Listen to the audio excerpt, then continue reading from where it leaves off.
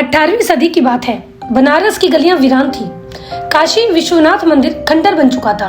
जहां कभी घंटियों की गूंज होती थी, अब वहां सन्नाटा था और लोगों के मन में भय। एक दिन महेश्वर के दरबार में अहिल्याबाई होलकर अपने कार्यों में व्यस्त थी। तभी एक थका हारा यात्री उनके पास पहुंचा।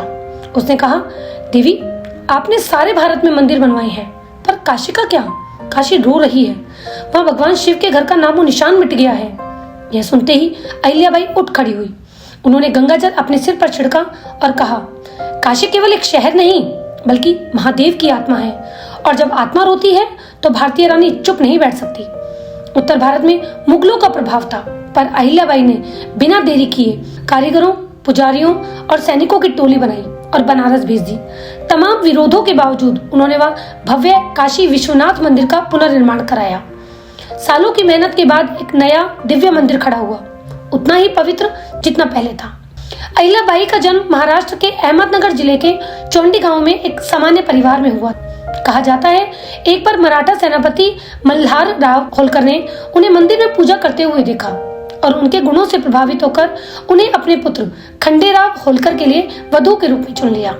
सन 1754 में कुंभेर के युद्ध में खंडेराव की मृत्यु हो गई। पति की मृत्यु के बाद अहिल्याबाई ने सती होने का निश्चय कर लिया, लेकिन ससुर मल्हार राव ने उन्हें रोक लिया और शासन की जिम्मेदारी सौंप दी।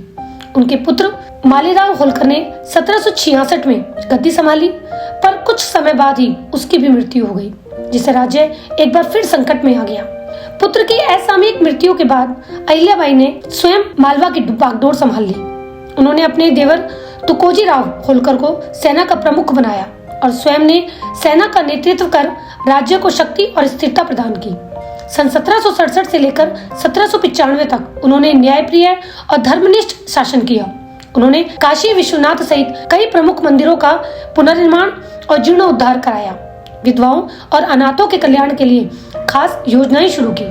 महिलाओं के लिए महेश्वरी साड़ियों के बुनाई केंद्र स्थापित कर महिलाओं को आत्मनिर्भर बनाने का कार्य किया। आज भी उनका नाम इतिहास में एक ऐसी रानी के रूप में दर्ज है जिसने न केवल शासन चलाया बल्कि धर्म और संस्कृति की पुनर्स्थापना की।